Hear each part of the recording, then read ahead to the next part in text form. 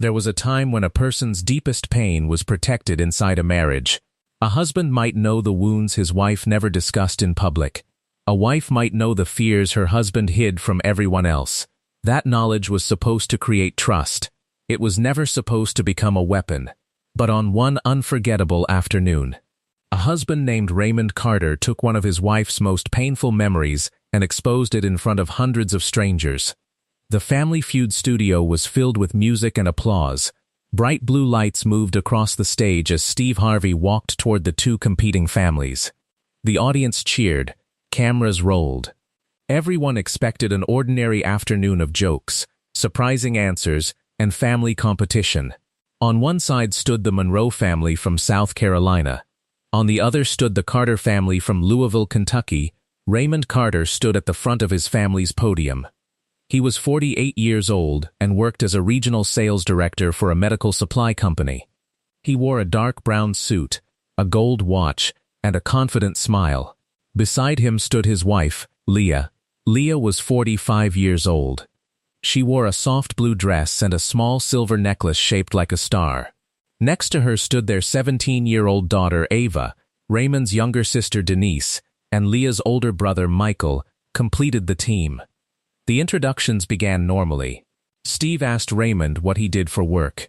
"I lead a sales team across 4 states," Raymond replied proudly. "How many people work under you?" 26. Steve nodded. "That is a big responsibility." Raymond smiled. "I know how to manage pressure." Steve moved toward Leah. "And what do you do?" Leah leaned toward the microphone. "I work as a grief support coordinator at a community health center." Steve's expression softened. "What does that involve?" "I help families after pregnancy loss, infant loss, and other difficult medical situations." The audience applauded respectfully. Before Leah could explain further, Raymond laughed. Steve looked toward him. "What is funny?" Raymond shook his head. "Nothing. Leah has always been emotional, so I guess they found the perfect job for her." Leah's smile weakened. Steve looked at her, then back at Raymond. "What do you mean by emotional?" Raymond shrugged. "She cries with everybody." A few people in the audience laughed uncertainly. Leah looked down. Steve continued the introductions, but he had noticed the change in her face. The first rounds were energetic. The Carter family played well. Then, Leah missed an answer during a triple-point round. The family received its third strike. The opposing family stole the points. Raymond threw his hands into the air. He looked at Leah and said, "That is why I told everyone not to depend on her under pressure." Leah stared at him. "I tried." Raymond laughed. "You always try. Then you cry when it does not work." The audience became quiet. Ava stepped closer to her mother. "Dad, stop." But Raymond was embarrassed about losing the round. Instead of controlling his frustration, he turned it toward his wife. "This is what she does," he told Steve. "Everything becomes a tragedy." Leah's eyes filled with tears. Steve lowered his question card. "Brother, that is enough." Raymond ignored the warning. "She has been like this for years. We could not even have a child without the whole world stopping every time something went wrong." The studio fell completely silent. Leah's face lost its color. Ava covered her mouth. Denise looked at her brother in disbelief. Michael stepped forward as if he might move between Raymond and Leah. Steve stared at Raymond. "What did you just say?" Raymond seemed to realize that he had gone too far. But pride prevented him from stopping. "I am saying she lets every setback control her. We lost some pregnancies. It was terrible. But at some point, you have to move forward." Leah began crying. She turned away from the cameras and covered her face. The audience no longer saw a contestant who had missed a game show answer. They saw a woman whose husband had exposed years of private grief to defend his own pride. Steve placed his cards on the podium. He walked directly toward Leah. He did not ask another survey question. He stood beside her and quietly said, "You do not have to apologize for those tears." Then he turned toward Raymond. What followed would completely change the direction of the show. Raymond believed Leah's grief proved that she was weak. But before the recording ended, the audience would learn what Leah had survived. They would discover who had held the Carter family together during its darkest years. They would learn the truth about Ava. and Raymond would be forced to face a painful fact. The woman he had publicly humiliated had spent almost 2 decades protecting him from the consequences of his own grief. Leah Carter had always been the person people trusted with difficult truths. As a child, she was quiet but observant. Her mother, Rose, worked as a nurse at a small hospital. Her father repaired heating systems. Their home was not wealthy, but it was warm and stable. Rose often came home carrying the emotional weight of the hospital. She never revealed private patient information, but she sometimes sat at the kitchen table after a difficult shift and remained silent. Leah would make tea and sit beside her. One evening, when Leah was 13, she asked why her mother looked so tired. Rose answered, "Some pain cannot be fixed. It can only be carried with someone." Leah remembered those words. She learned that support did not always mean providing solutions. Sometimes it meant remaining present when another person's world had fallen apart. Leah met Raymond during college. Raymond was confident, funny, and ambitious. He could walk into a room full of strangers and begin conversations within seconds. Leah admired his energy. Raymond admired her calmness. He told friends that Leah made him feel understood. They married when Leah was 26. At the time, Leah worked as an administrative assistant in a women's health clinic. Raymond was building a career in pharmaceutical sales. They planned to have children quickly. Both came from close families, and they imagined a house filled with noise. Leah became pregnant during the 2nd year of their marriage. She and Raymond immediately began planning. Raymond painted a small bedroom pale yellow. Leah purchased a tiny pair of white socks and placed them inside her dresser. At 12 weeks, an ultrasound revealed that the pregnancy had stopped developing. Leah suffered a miscarriage several days later. She was devastated. Raymond was heartbroken too, but he did not know how to express it. He returned to work immediately. When relatives asked how he was doing, he said, "We are moving forward." Leah was not ready to move forward. She needed to speak about what had happened. She needed to name the baby she had imagined. She needed to grieve the future that had disappeared. Raymond believed discussing the loss made it worse. "Thinking about it will not change anything," he told her. Leah tried to understand his response. Everyone experienced grief differently. She did not force him to talk. A year later, she became pregnant again. This time they told almost no one. Leah attended every appointment with fear. At 20 weeks, doctors discovered a serious complication. The pregnancy ended several days later. Leah spent 2 nights in the hospital. When she returned home, the pale yellow room was still waiting. Raymond closed the door. Leah opened it again. She sat on the floor and held the tiny socks she had purchased during the first pregnancy. Raymond stood in the hallway. "Why are you doing this to yourself?" he asked. "I need to feel it." "You have been feeling it for days. It has only been days. We cannot live inside this forever." Leah looked at him. "I am not asking for forever." But Raymond had already begun building a wall around his own pain. He worked longer hours. He traveled whenever possible. When Leah cried, he became uncomfortable. Sometimes he tried to help by offering practical solutions. Other times he walked away. He believed strength meant controlling emotion. Leah believed strength meant facing it honestly. They continued trying to have a child. Over the next 5 years, Leah experienced 4 more pregnancy losses. Some happened early. One required emergency medical treatment. Each loss affected her differently. Each one also increased the distance between her and Raymond. Raymond rarely attended support meetings. He refused counseling. When Leah suggested adoption, he said they should wait. "I want our own child," he told her. Leah was hurt by the phrase. "An adopted child would be our child. You know what I mean." "Yes," she replied. "I do." The clinic where Leah worked offered a support group for families who had experienced pregnancy loss. At first, Leah attended only as a participant. She met women who blamed themselves. She met men who believed they were not allowed to grieve. She met couples who loved each other but no longer knew how to speak. Leah understood all of them. Over time, the group coordinator asked her to help welcome new members. Leah discovered that she could sit beside someone in fresh grief without becoming frightened by it. She did not offer empty promises. She did not tell people everything happened for a reason. She listened. She remembered Rose's words. Some pain could only be carried with someone. Helping others did not remove Leah's grief, but it gave the grief somewhere to go. When Leah was 37, Raymond's sister Denise faced a crisis. Denise was pregnant and living in an unstable relationship. The child's father disappeared before the baby was born. Denise struggled financially and emotionally. Leah supported her throughout the pregnancy. She attended medical appointments. She helped prepare a small nursery. She stayed with Denise during labor. A baby girl named Ava was born. Denise loved her daughter, but within months she developed a serious substance use problem. The family tried to help. Denise entered treatment several times, but was not able to provide a stable home. Child protection authorities became involved. Ava was 11 months old when she was placed temporarily with Leah and Raymond. Leah treated the child as if she had always belonged in their home. She woke during the night.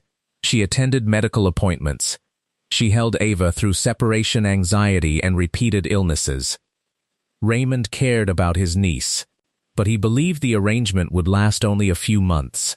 Months became 2 years. Denise continued struggling. A court determined that Ava needed a permanent home. Leah wanted to adopt her. Raymond hesitated. This is a huge decision. She is already our family. She is Denise's daughter. She needs parents. Raymond worried that Denise would recover and resent them. He worried about family conflict. He worried that raising Ava would mean permanently giving up the dream of a biological child. Leah understood his fear, but she also understood that a little girl's future could not remain suspended. After months of counseling and legal meetings, Raymond agreed. Leah and Raymond adopted Ava shortly before her 3rd birthday. Leah never called Ava a replacement. She did not believe one child could replace another. Ava was her own person. She was loved for who she was. Denise remained part of her life in a carefully structured way. After several difficult years, Denise achieved long-term recovery. She was grateful that Leah had protected her daughter. Ava grew up knowing the truth. She knew Denise was her biological mother and aunt. She knew Leah and Raymond had adopted her. She also knew she had never been unwanted. Leah told her, "Families are not created by one story. They are created by the people who keep showing up." Raymond loved Ava, but he rarely discussed how she had joined the family. He preferred to present a simple image. When co-workers asked, he said Ava was their daughter. That was true, but he did not explain the years of addiction, court hearings, fear, and sacrifice behind that truth.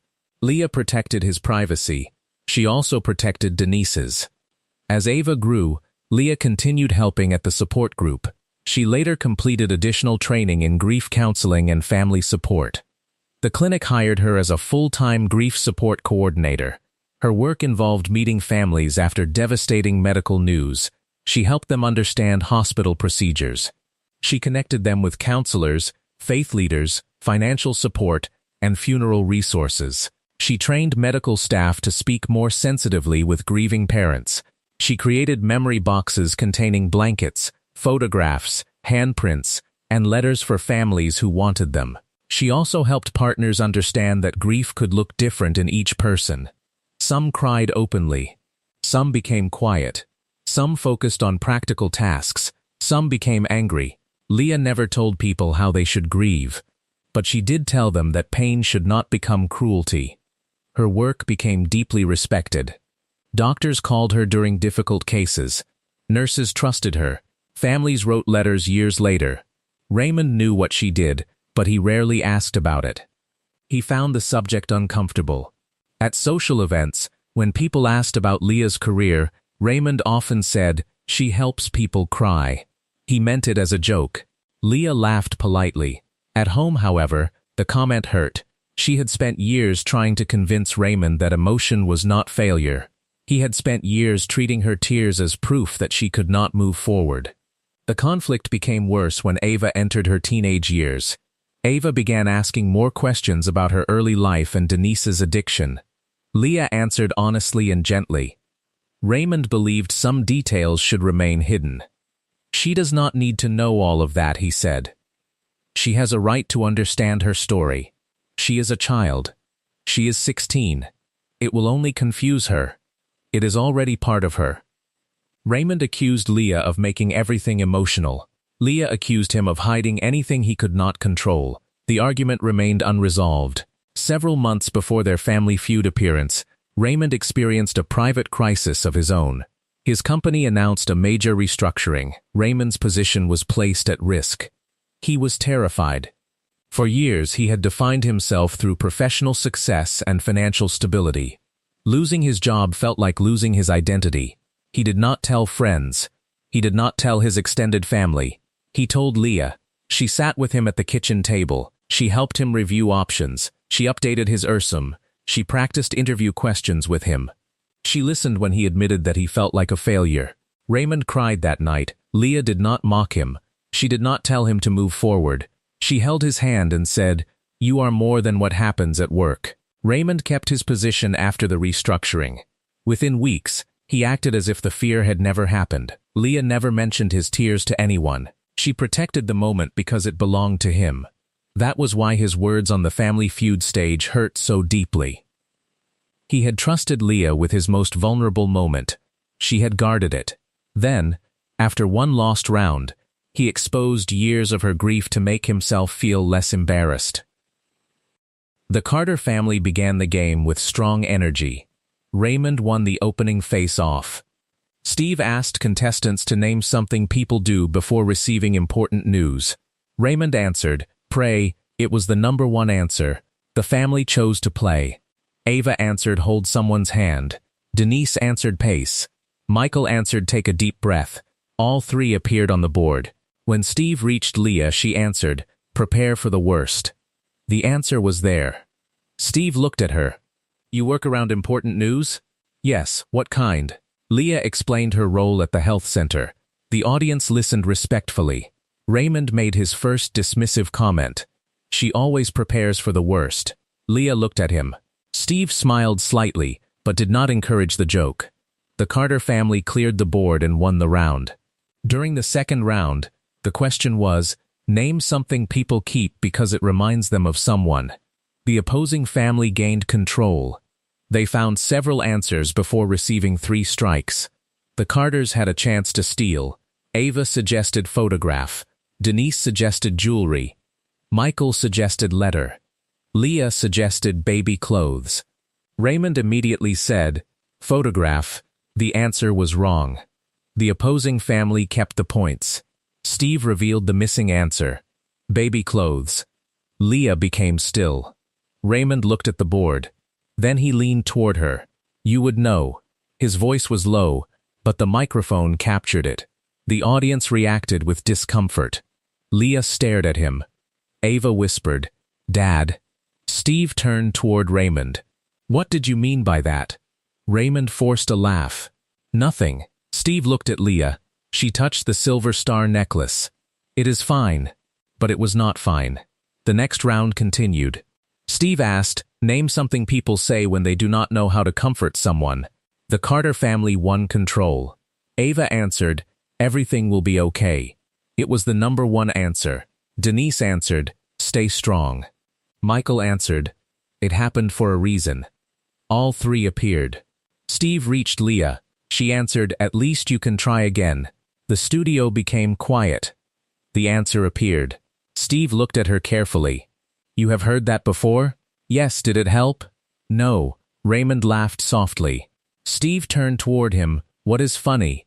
"She remembers every bad thing anybody ever said." Leah's face tightened. Steve said, "Some words stay with people." Raymond shrugged. "Only if you let them." Ava shook her head. "Dad, please stop." Raymond replied, "I am joking." Leah looked toward the board. Steve moved on. Raymond eventually gave a wrong answer. The family received 1 strike. Then Denise missed. A second strike appeared. Steve returned to Leah. 1 answer left. Name something people say when they do not know how to comfort someone. Leah thought. Move on. The board rang. It was the final answer. The audience applauded. Steve looked at Raymond. She knew that one too. Raymond smiled. That is her favorite argument. Leah turned toward him. No. It is yours. The audience reacted. Raymond's smile disappeared. What is that supposed to mean? You always tell people to move on. Because life keeps moving. That does not mean people are finished hurting. Raymond looked toward the cameras. You see, everything becomes a counseling session. Steve stepped between them slightly. Let us keep playing. The family won the round. During a break in the scoring, Steve spoke with Ava. What are you studying? I want to become a social worker. What made you choose that? Ava looked at Leah. My mom. Raymond immediately said, she means both of us. Ava continued. Mom helped me understand my childhood without making me feel ashamed of it. The studio became quiet. Steve asked, what do you mean? Ava looked toward Denise. Denise nodded. Ava explained carefully. Aunt Denise is my biological mother. Mom and Dad adopted me when I was little. The audience applauded warmly. Steve looked at Denise. That took a lot of love from this whole family. Denise began crying. It did. She looked at Leah, especially from her. Leah reached for Denise's hand. Denise continued. I was sick. I was dealing with addiction. Leah took care of Ava when I could not. Raymond shifted uncomfortably. Steve asked Leah, how old was Ava? 11 months when she first came to us. And you adopted her? Before she turned 3. The audience applauded again. Ava hugged Leah. Raymond leaned toward his microphone. I signed those papers too. The mood changed immediately. Ava looked at him. Nobody said you did not. I am just saying your mother did not do it alone. Steve looked at Raymond. Why does praise for your wife sound like criticism of you? The audience applauded. Raymond became defensive. It does not. But everybody is making her look like a saint. Leah said quietly, nobody called me a saint. Denise looked at her brother. She saved my daughter's life. Raymond shook his head. That is dramatic. Denise stared at him. No, Raymond, I could not care for her. You recovered. Years later. You would have figured something out. Denise's voice broke. I might not have survived. The audience became silent. Leah put an arm around her. Raymond looked uncomfortable but did not apologize. Steve watched him carefully. The final regular round began. The question was worth triple points. Name something people need from a spouse during a difficult time. Leah and the opposing captain approached the buzzer. The opposing contestant answered first. Support. It was the #1 answer. The opposing family chose to play. They found patience, honesty, and love. Then they received 3 strikes. The Carter family could steal the round and win the game. Raymond gathered everyone. Ava suggested understanding. Denise suggested forgiveness. Michael suggested space. Leah said, someone who listens. Raymond chose understanding. The answer was not there. The opposing family won the points. Steve revealed the final hidden answer. Someone who listens. The audience reacted strongly. Leah had been right. Raymond threw his hands into the air. We had the game. Ava looked at him. Mom gave you the answer. She said it too late. No, she did not. Raymond turned toward Leah. You should have spoken louder. Leah stared at him. You were not listening. I was trying to lead the family. You ignored me. You are always so quiet when it matters. Leah's eyes filled with tears. Steve said, brother, calm down. Raymond continued. This is why I told everyone not to depend on her under pressure. Leah stepped back. I tried. You always try. Then you cry when it does not work. The audience became silent. Ava moved beside her mother. Dad, stop. Raymond pointed toward Leah. This is what she does. Everything becomes a tragedy. Steve lowered his cards. That is enough. But Raymond's embarrassment had taken control. He looked at Steve and laughed bitterly. She has been like this for years. We could not even have a child without the whole world stopping every time something went wrong. Leah froze. The studio went completely silent. Denise covered her mouth. Michael stepped forward. Raymond. Steve stared at him. What did you just say? Raymond looked around the studio. He knew the words had shocked everyone. Instead of apologizing, he tried to defend them. I am saying we lost pregnancies. It was horrible. But life had to continue. Leah turned away from the cameras. Tears ran down her face. Ava wrapped both arms around her. Michael looked at Raymond. You had no right. It is my story too. Then tell your part. Michael replied, do not use her pain to embarrass her. Raymond looked toward Steve. You understand what I mean. Some people cannot let go. Steve placed his cards on the podium. No, I do not understand what you mean. He walked toward Leah. She was trying to wipe away her tears. I am sorry, she whispered. Steve shook his head. You have nothing to apologize for. Raymond said, this is exactly what I am talking about. Steve turned slowly. What? The crying. Steve's expression became hard. You exposed one of the most painful parts of your marriage in front of hundreds of people, and now you are criticizing her reaction? Raymond crossed his arms. I did not expose anything. Our family knows. The audience did not. She talks about pregnancy loss for a living. She talks about other families with their permission. The audience applauded. Raymond looked toward Leah. She has told people our story before. Leah turned back toward him. Not without asking you. Raymond stopped. The studio became silent again. Leah's voice trembled. I have never shared details about our losses publicly because you asked me not to. Steve looked at Raymond. That true? Raymond did not answer. Leah continued. You said those memories belong to both of us. They do. Then why did you use them without asking me? Raymond looked down. Ava began crying too. Leah immediately turned toward her daughter. I am okay. Ava shook her head. No, you are not. Leah tried to comfort her. Even while publicly humiliated, she was still protecting everyone else. Steve noticed. He stepped between Leah and Raymond. You are going to stand there and listen now.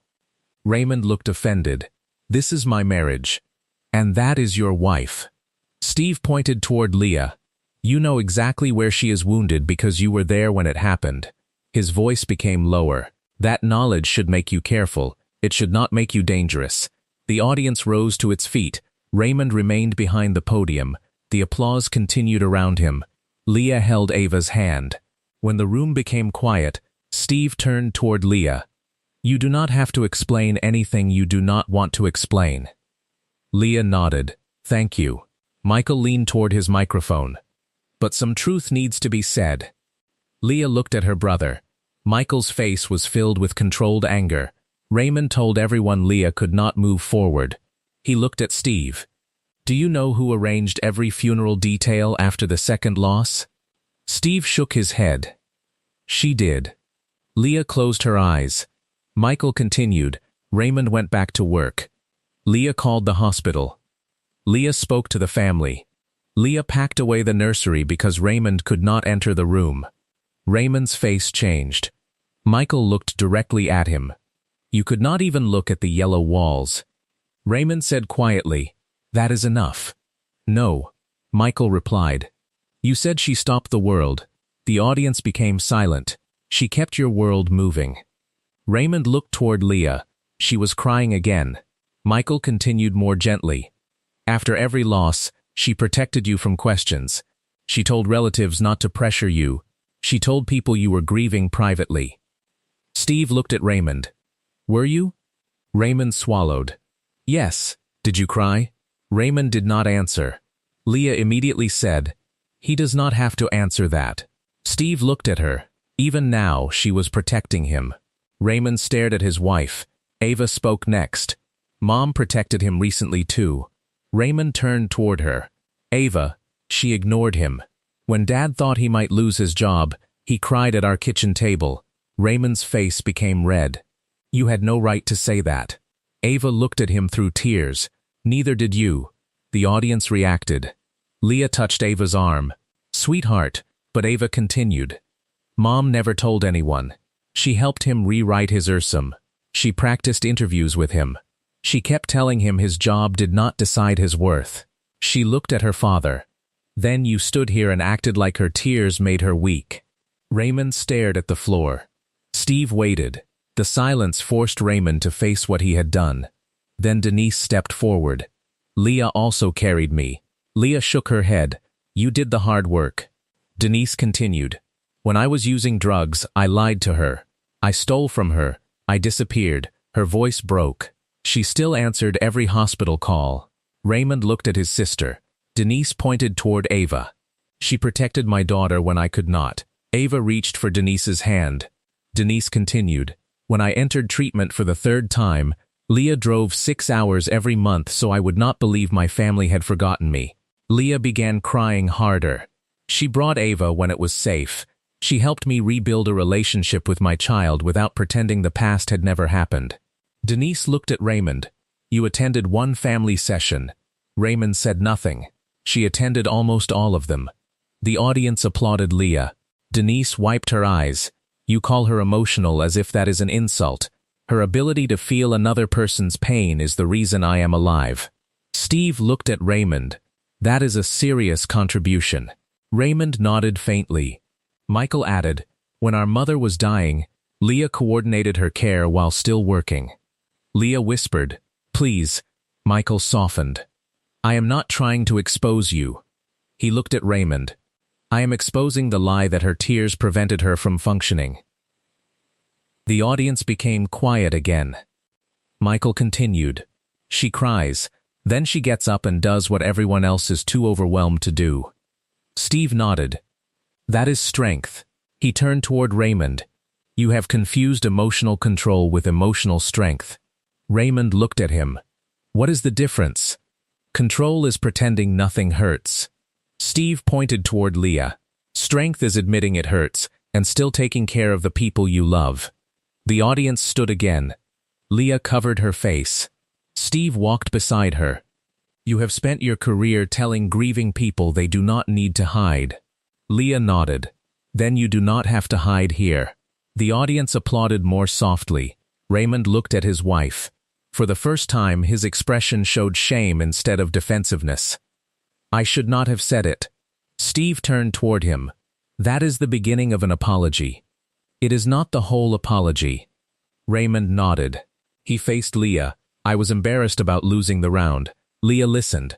I wanted everyone to believe it was not my fault. His voice became quieter. So I used something I knew would hurt you. Leah's face tightened. Raymond continued. I told myself I was just being honest. But I was being cruel. The studio remained silent. I also acted like I moved forward while you stayed broken. He looked toward Michael. The truth is, I went back to work because I did not know what else to do. His eyes filled with tears. I left her alone with everything I could not face. Leah looked at him. Raymond struggled to continue. When we lost the second pregnancy, I could not enter that room. His voice broke. She packed every item. She spoke to every relative. She thanked people for meals I could not eat. He wiped his face. I told people she was emotional because admitting the truth would mean telling them I was afraid. The audience watched silently. Raymond looked toward Leah. You carried both of us. Leah cried without turning away. And today, I used that same pain to make you look weak. He lowered his head. I am sorry. Leah took several seconds before answering. You did not only hurt me. She looked at Ava. You hurt our daughter. Raymond turned toward Ava. I am sorry. Ava shook her head. You always tell Mom she makes things too serious. I know. She taught me that my story was not shameful. Raymond nodded. I know. Then you made her story sound like a problem. Raymond had no defense. Steve looked at Leah. You decide what happens next. Raymond glanced at him. Steve raised one hand. No, this is not your decision. He turned back to Leah. You want him to remain on stage? Leah looked at Raymond for a long moment. Then she answered. He can stay. Raymond seemed relieved. Leah continued. But he does not remain captain. The audience erupted. Steve smiled. That is fair. Leah looked at her husband. You spent the whole day making my feelings the problem. She stepped toward the captain's position. Now you can stand beside them instead of controlling them. Raymond quietly moved one position down. Leah became family captain. The applause grew louder. Steve picked up his question cards. We still have a game. The Carters were behind, but one final sudden death question could decide the winner. Steve called Leah and the opposing captain to the buzzer. Name something people should protect in a marriage. Leah hit the buzzer. Trust. The bell rang. It was the #1 answer. The Carter family won the game. Confetti filled the stage. Ava screamed and hugged Leah. Denise and Michael joined them. Raymond stood beside the group. He did not push himself into the center. Leah looked at him. After a moment, she allowed him into the embrace. The gesture was not complete forgiveness. It was permission to begin repairing what he had damaged. Leah and Ava were selected for fast money. Ava played first and scored 141 points. Leah needed 59 points to win $20,000. Steve stood beside her. How are you feeling? Leah took a slow breath. More honest than I expected. Steve smiled gently. That is not a bad place to begin. The clock started. Name something people do when they are trying not to cry. Look away. Name something a family should never use as a weapon. A secret. Name a person you call during a crisis. My mother. Name something people need after losing someone. Support. Name something stronger than pride. Love. The buzzer sounded. The audience applauded. Steve looked at Leah. You answered from somewhere deeper than a survey. She smiled through tears. The answers were revealed. Look away earned 27 points. A secret earned 21. Mother earned 34. The family passed 200 points. They had won $20,000. Ava ran onto the stage. Leah hugged her tightly. Steve handed Leah the prize card. What will you do with the money? Leah looked toward Raymond. Then she looked at Denise. I want to expand the support program at our health center. Steve nodded. What would that include? Counseling for grieving families who cannot afford it. She continued. And separate support for partners who do not know how to express what they feel.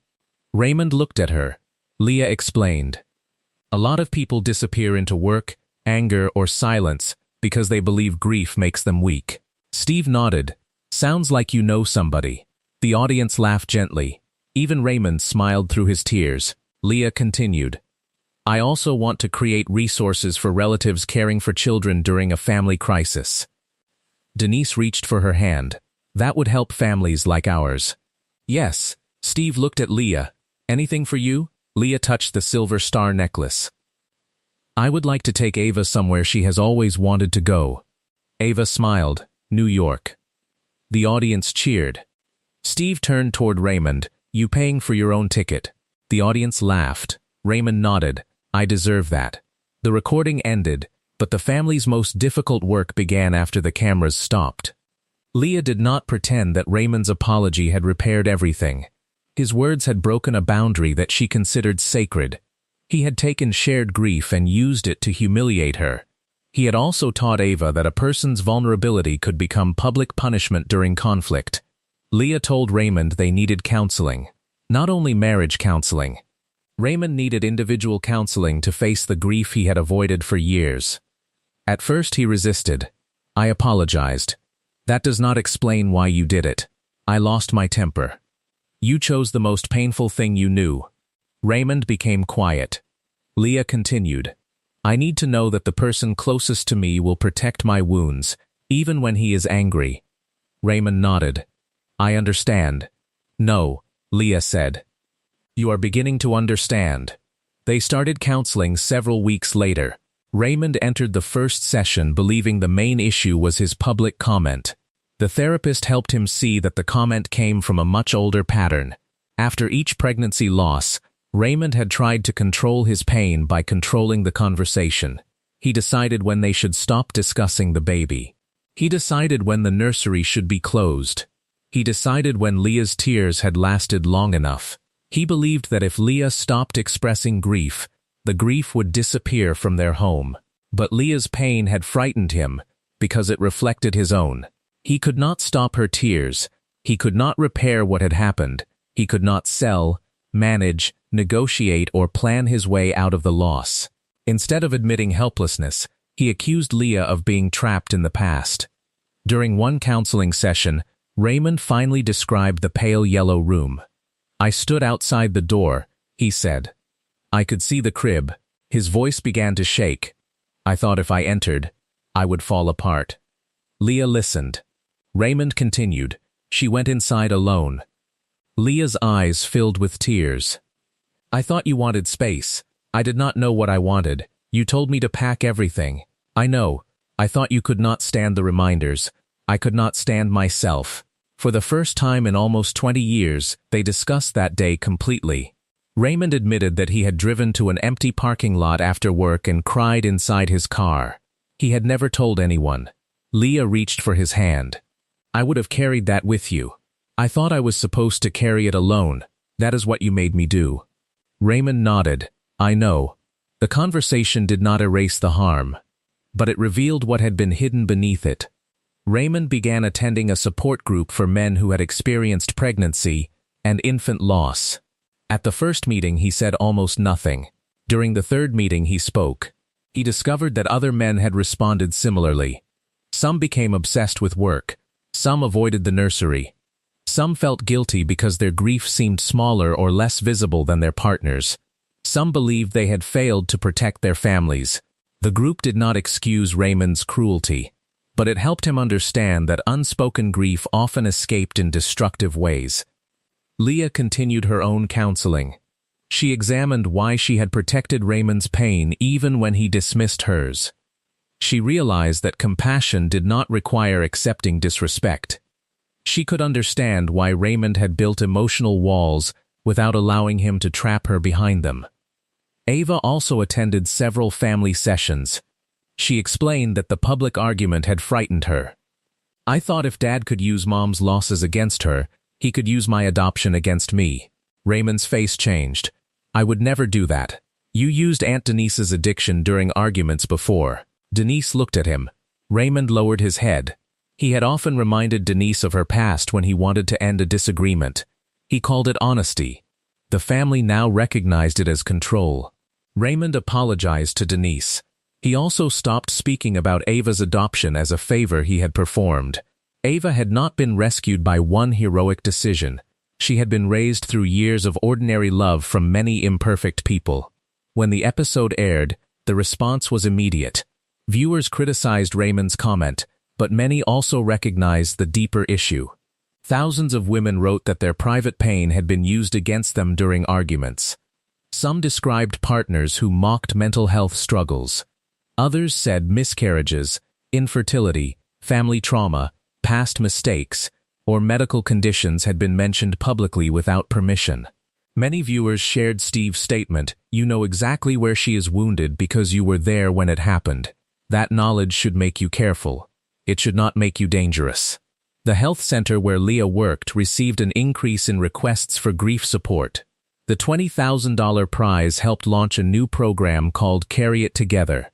The program offered free counseling sessions to families experiencing pregnancy loss. It also created separate groups for mothers, fathers, partners, grandparents, and relatives. Leah understood that grief affected entire families, but not always in the same way. Some people needed to speak.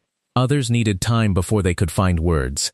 The program taught one clear principle: different grief responses were acceptable. Cruelty was not.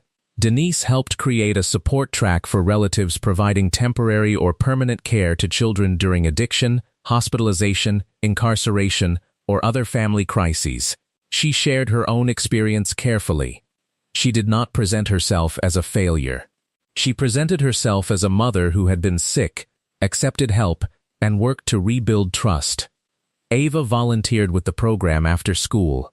She created welcome packets for teenagers living with relatives or adoptive parents. Each packet contained a small card with the sentence Leah had taught her: "Families are created by the people who keep showing up." A year after the episode, Leah and Raymond returned to Family Feud for a follow-up segment. The large screen showed Carry It Together in action. Viewers saw counseling rooms painted in warm colors. They saw memory boxes prepared for grieving families. They saw men sitting in a support circle. They saw Denise speaking with relatives caring for children during family emergencies. They saw Ava assembling teen welcome packets. When the video ended, Leah walked onto the stage with Raymond and Ava. The audience stood. Steve hugged Leah. "How are you doing?" Leah smiled. "Honestly, that is the only way we do it now." The audience laughed. I am doing well. Steve looked at Raymond. And you? I am learning to say what I feel before it becomes something harmful. Steve nodded. That sounds like work. It is. What did you learn from that day? Raymond looked toward Leah. I learned that somebody trusting you with their pain is an honor. The audience became quiet. It means they believe you will not use it to win an argument. He continued. I also learned that I did not move forward from our losses. I hid from them. Leah held his hand. Raymond looked toward the camera. I judged my wife for grieving openly because I was ashamed that I did not know how to grieve at all. The audience applauded. Steve turned toward Leah. What did you learn?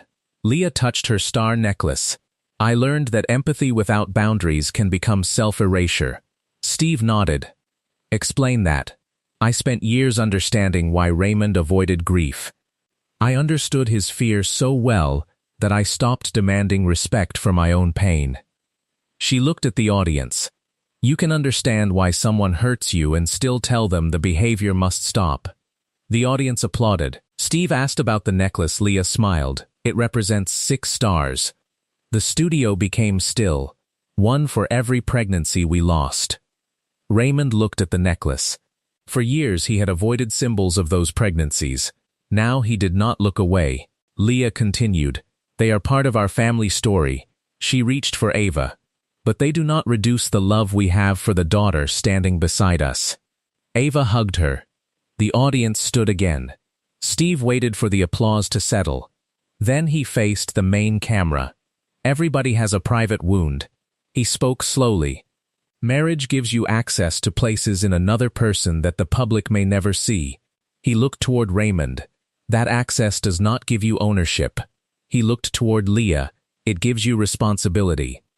Steve continued. Do not expose somebody's pain because you are embarrassed. Do not mock their tears because you are uncomfortable. And do not call them weak because they are brave enough to feel what you keep hiding. The studio became silent. A strong spouse does not win arguments by aiming at the most injured part of the person they love. Leah wiped away a tear. This time, Raymond did not tell her to stop crying. He placed one arm around her. The gesture was simple, but it represented something that had been missing for years. Presence without correction. Support without control. Love without embarrassment. Raymond had once believed that moving forward meant refusing to look backward. Leah taught him something different. Moving forward did not require denying what happened. It required carrying the truth in a way that no longer destroyed the present. Leah's tears had never made her weak. She cried when children were lost. She cried when families were separated. She cried when Denise recovered. She cried when Ava was adopted. She cried when grieving parents returned years later to say they had survived. Then she dried her face and helped someone else stand. That was not fragility. It was courage with an open heart. On the Family Feud stage, Raymond tried to use Leah's grief as evidence that she could not handle pressure. Instead, the truth revealed something else. Leah had handled more pressure than anyone realized. She had survived repeated loss. She had supported a husband who refused to face his own pain. She had raised a child during a family crisis. She had helped a sister recover. She had guided strangers through the worst days of their lives, and even after Raymond humiliated her, Leah's first instinct was still to protect Ava, Denise, and him. Steve defended her because tears were not the problem. The cruelty that caused them was. The audience did not remember Leah because she cried. They remembered her because she refused to let humiliation turn her compassion into shame. Her pain became a program. Her story became protection for other families. And her marriage, although wounded, became more honest when both people finally agreed on one essential truth. The person who knows where you hurt should be the safest person in the room.